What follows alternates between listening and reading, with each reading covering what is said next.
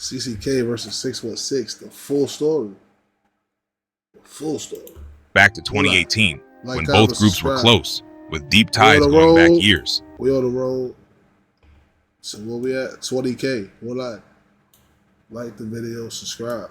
They all grew up together in West Philly's Overbrook section, sharing blocks. 616 claimed blocks around 66th and Lansdowne, as well as 61st and Jefferson, with members often hanging around Tustin Playground and the Monte Vista apartments. Leading 616 were Don Weezy, Shiz, and D. Shout out to Philly Scoreboard, too. Rose, two of whom were brothers from 61st Street. On the other side, O to the 4 claimed 64th and Callow Hill, 60th and Lansdowne, and all the blocks in between. Key figures like Ghost, Chop, Naz, and One Mir ran 64th Street. Chop was actually from 60th Street but spent much of his time on 64th Street. They were also close with another group from Overbrook Park known as OVP, led by One Mir's brother, 40. OVP claimed 75th Street, extending their alliance even further. For a while, 616 and O to the 4 were close-knit and had each other's backs. Things began to unravel in 2018 after an argument between the two groups escalated into a fight. Despite this altercation, both sides tried to keep their bond. However, a botched marijuana deal between members sparked a new beef. Instagram became the battleground for this growing tension, with threats exchanged back and forth. The situation worsened when O to the 4 started dissing Key, a fallen 616 member who had originally been from 64th Street. Key, known as Blockwork, had grown close to 616 despite his roots on 64th Street. On March 23, 2016, Key was hanging out at Cobbs Creek Park on 63rd and Arch, just a few blocks from his home on 64th Street, when someone approached and shot him. Eyewitnesses described a thin black male around 18 years old, about 5'6", who fired at Key without warning. A young woman nearby recalled hearing Key yell, "Run!" just before the shots rang out. When police arrived, they found Key in the creek, shot in the back. The Hoopers from 62nd and Callow Hill claimed responsibility for Key's death. Although Key was originally from 64th Street, tensions between 64th Street and 616 escalated to the point where 64th Street members dissed Key in their tracks. After O to the 4 dissed Key, 616 wasn't interested in exchanging words anymore. They were set on retaliation. On May 11, 2018, tragedy struck. Sandria Williams, known as Bro, a 17-year-old girl from 64th Street, was killed in a hail of gunfire. That night, she had just left her mother's house on Simpson Street to watch a friend head to prom. She was standing outside when 2 gunmen sprayed the street with 23 bullets in 7 seconds. Sandria was hit in the back and neck, and she died almost instantly. 2 other teens were also shot in the legs. 17-year-old girl is dead, and 2 other teenagers are injured after a gunman opened fire. See, that's too much, bro. Girls getting killed. It's doing too much. 17-year-old girl is dead, and 2 other teenagers are injured after a gunman opened fire on a street in West Philadelphia. It happened late last night on the 300 block of North Simpson Street. Action News reporter Bob Brooks joins us live from police headquarters with details. Today, we saw quite a few hugs, and some brought gifts to the home of a grieving family. There's no doubt a cloud of sadness has come over the 300 block of North Simpson Street in West Philadelphia. Police confirm 17-year-old Sandria Williams was gunned down here just before 10:30 last night. Neighbors say this is one of her pictures she posted to Facebook. I can't think of what reason. Philadelphia police described the scene as almost like a terror attack. Bro's death shook 64th Street and brought the violence to a new level. 616 would go on to claim responsibility for Bro's death. No bullshit, lame man. No bullshit. Pick your man the fuck up. Pick the fuck up. She up there, though. Let's get it. Bro was with the shits. Still RIP though. Still RIP. Them niggas dissing her. That's crazy. You know, sometimes dude, like girls be dying and shit be by accident. Niggas ain't really claiming that, right? Niggas claiming this. Hold on, let me delete this shit too. This shit definitely said I had no storage. We good. Yeah. Yeah, I walk down the floor with a Draco. You don't wanna be like bro, tell him lay low. We don't give a fuck about the eye, we erase those. I don't give a fuck about the cop. He said you won't be like bro, they be tweaking. Oh, you don't wanna be like bro, tell him lay low. We don't give a fuck about the eye, we erase those. I don't give a fuck about the cop, yeah, I hate those. Hold up, somebody should've told a little bitch to slow up. Just for that she getting wet and then she gotta go up. Pull up, nigga, better get them rolls back. Fire, put some hollers where you met. Fuck the whole fool, but you know I'm really with that. No, with that shit, nigga, stop acting like I won't pull up. Later that year, on August 1st, one of the same individuals responsible for killing Bro shot Ghost from 64th Street. The shooting happened on the same block where the individual had killed Bro just months prior. The violence continued, with both sides locked in a brutal cycle of retaliation. Chop from 60th Street was involved in a shooting on August 30th, 2018, where he shot 2 males on the 900 block of Flanders Road in Overbrook, just blocks away from 66th and Lansdowne. Both of the males were affiliates of 616. The 2 victims were both hit but survived and were treated for their injuries at Lankenau Medical Center. Investigators were able to link the shooting to Chop with the help of a cooperating witness and social media surveillance. On July 5th, 2020, at around 8:20 p.m., gunfire erupted on the 6100 block of Nassau Road.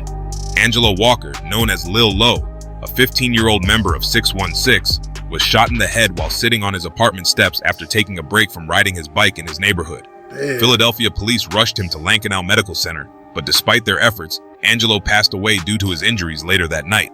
The shooting left 2 other victims, a 35-year-old and a 36-year-old, both suffering gunshot wounds and in critical condition. Angelo's death hit 616 hard.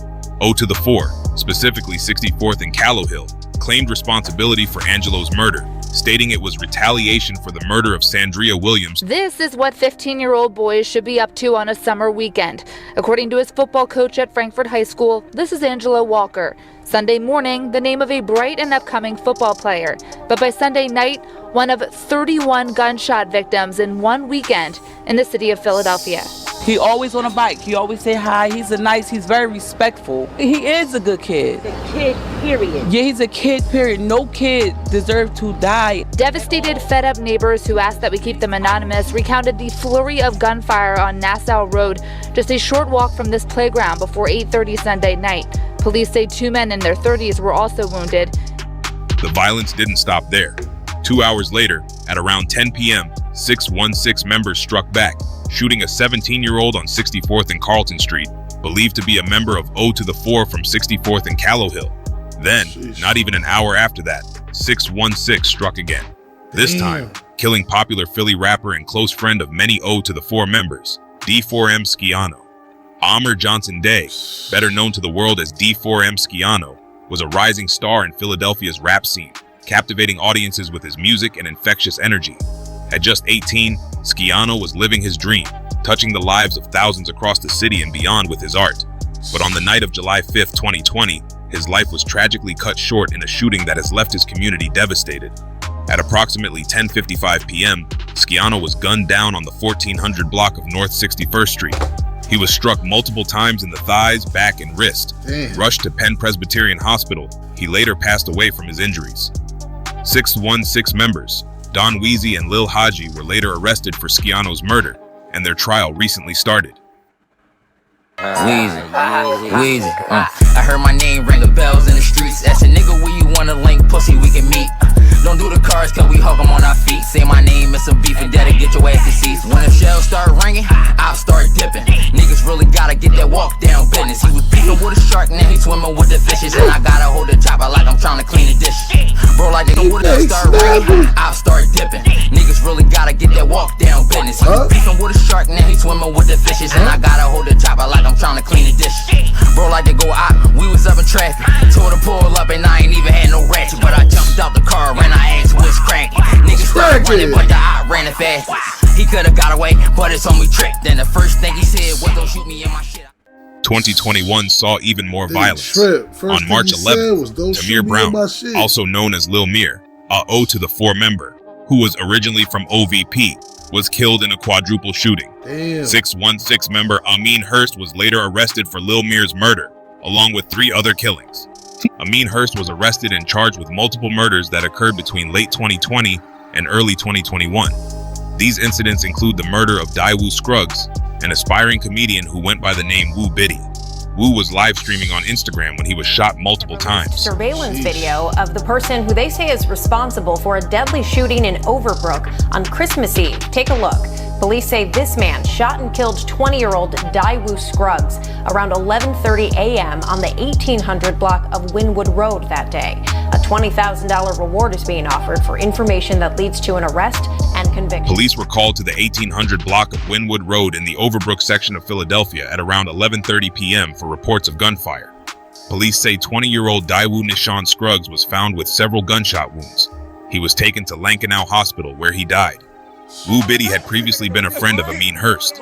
He had allegedly dissed Lil Low and other 616 members, which played a role in his death. On March 11, 2021, a quadruple shooting in Overbrook Park on North 76th Street occurred. 4 people were shot. 2 of the victims died, including 17-year-old Tamir Brown, also known as Lil Mir, and 24-year-old Naquan Smith.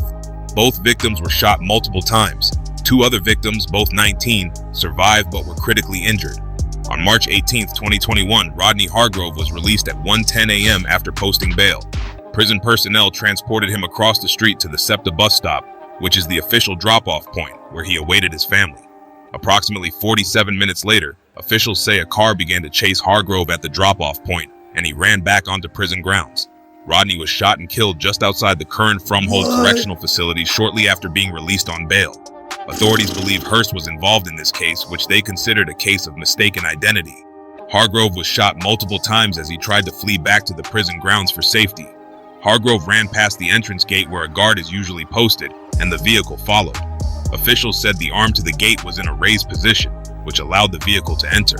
Hurst was also charged with this murder, but it's believed to be a YBC member who was responsible for this murder. Allegedly, YBC members had gotten false information that one of their enemies, Sidney, was getting released from jail that night, and they mistook Rodney for Sidney. Hurst was later charged with other violent offenses, and his arrest was part of a broader crackdown by Philadelphia law enforcement on rising gun violence in the city. His involvement in multiple homicides Niggas caught a nigga on the cone as soon as he get out. Fresh out. Linked him to a pattern of retaliatory violence within the ongoing street conflicts between 616 and their rivals. Later that year, Philadelphia District Attorney Larry Krasner announced a major indictment involving the violent feud between O to the 4 and 616, which culminated in a series of retaliatory shootings in 2018 and 2019. This street conflict, heavily influenced by social media provocations, resulted in several non-fatal shootings in West and Southwest Philadelphia.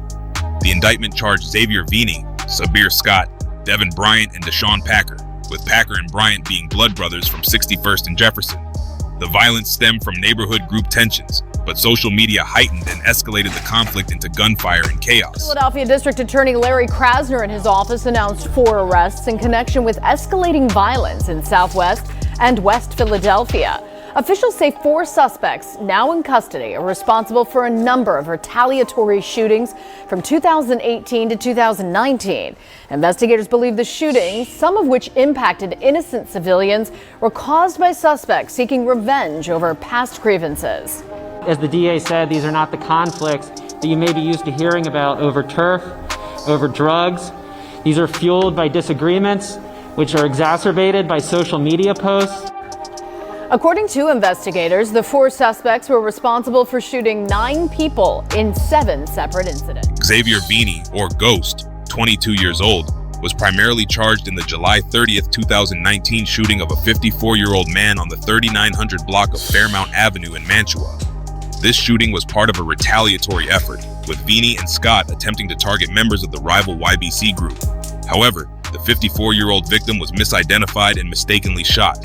The man was hit in the chest but survived after being treated at Penn Presbyterian Medical Center. Investigators linked Vini to this crime through surveillance footage, ballistic evidence, and information provided by cooperating witnesses. Cell phone data and advanced investigative tools like the National Integrated Ballistic Information Network, NIBIN, also played a role in confirming Vini's involvement.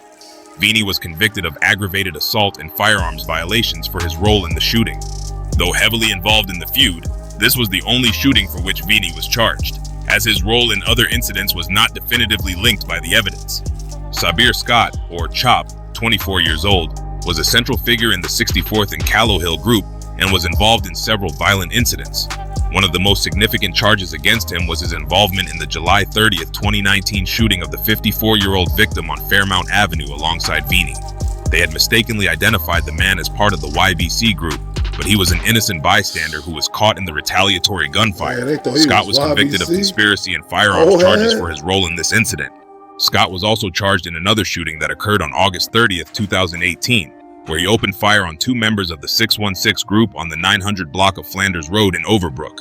While Scott was officially charged with shooting 2 616 members, both victims survived after being treated at Lankenau Medical Center.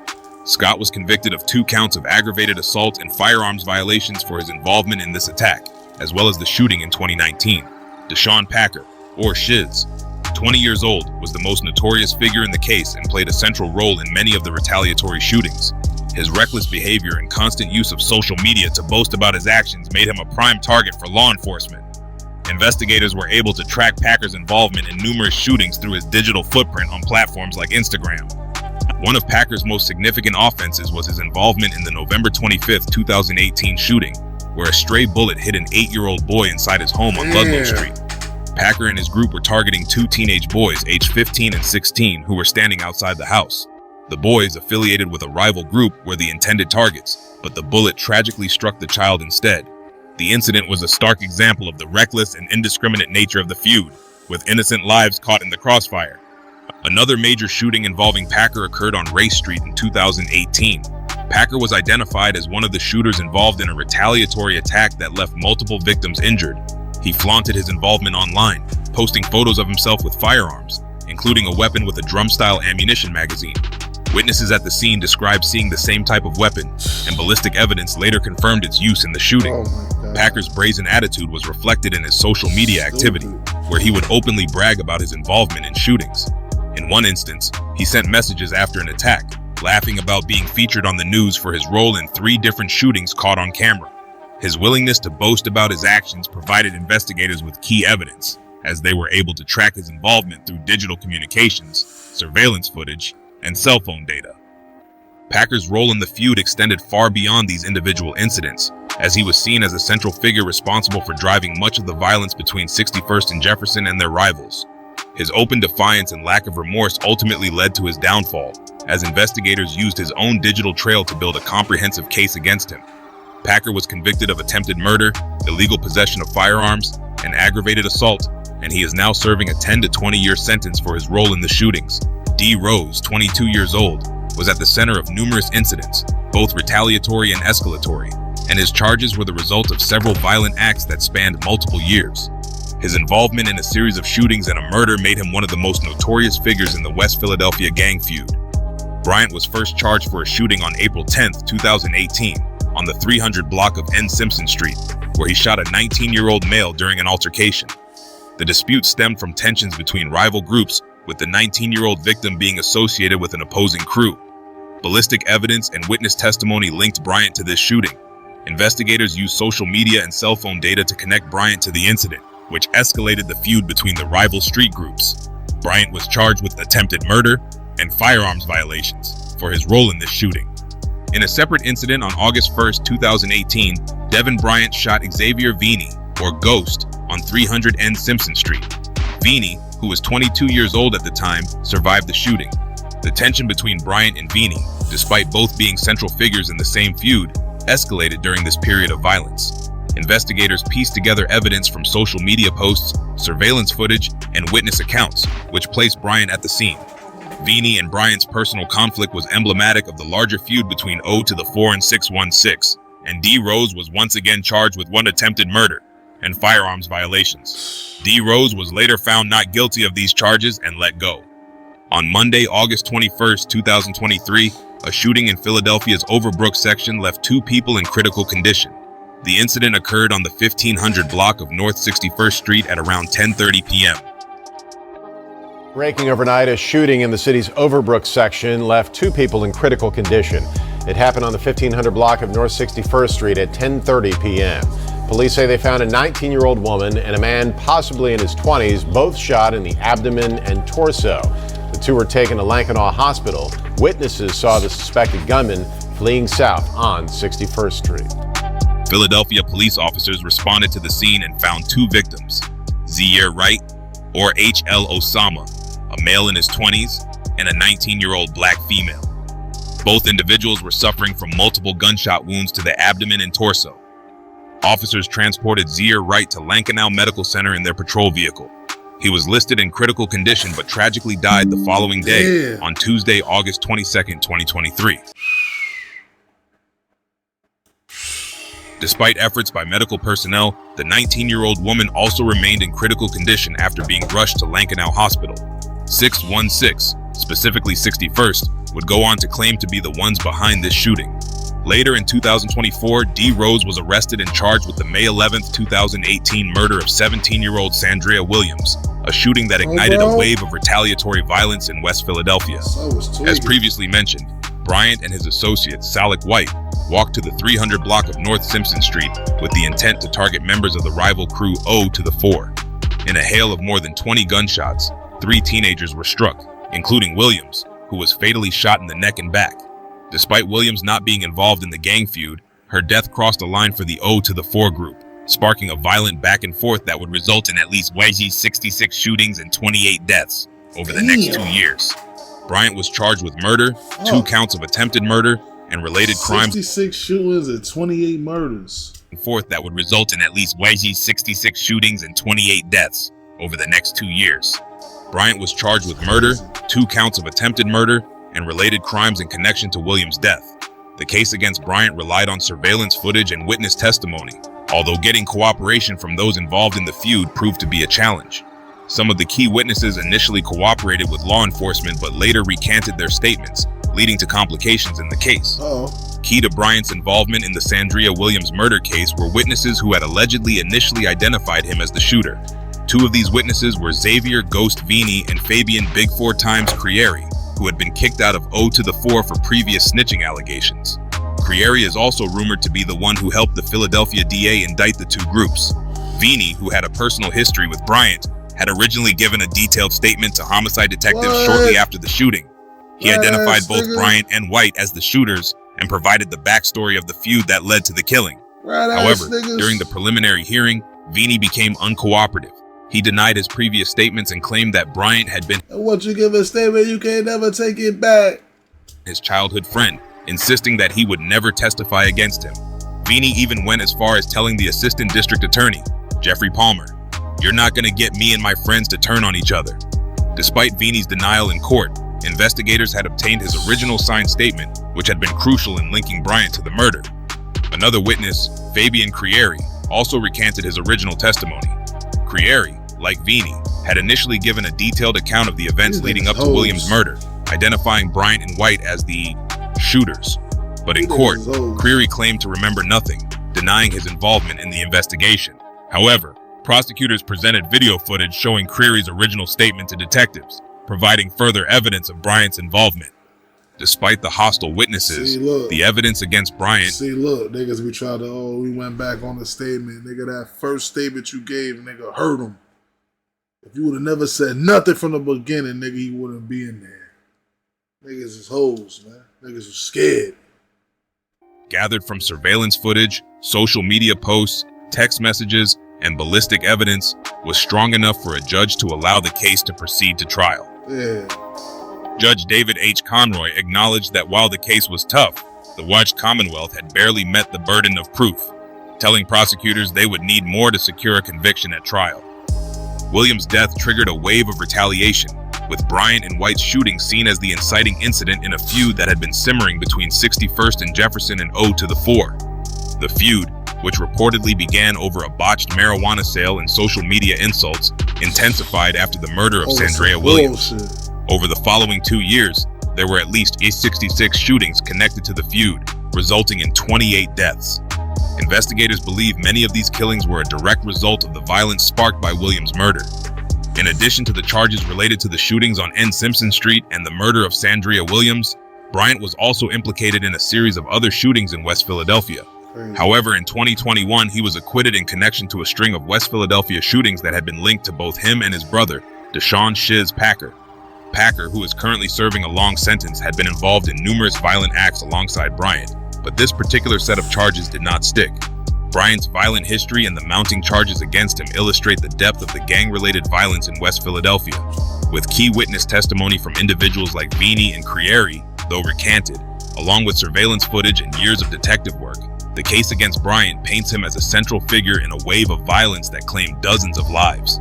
Investigators continue to build their case, but the long-standing hostilities and the culture of silence within these street groups have made progress difficult. Bryant now faces trial for murder, attempted murder, and a slew of firearms charges in connection with the shooting on Simpson Street and the murder of Sandria Williams. The years-long feud sparked by these events is emblematic of the gun violence crisis in Philadelphia, and the outcome of Bryant's trial will mark a significant moment in the city's efforts to bring justice to the families affected by this wave of retaliatory killings. If you enjoyed this video, make sure to like, comment, and subscribe. Hit that bell so you don't miss any updates, and let me know your thoughts in the comments below. Thanks for watching, and I'll catch y'all in the next one. Like, comment, subscribe, man. I'm out, y'all.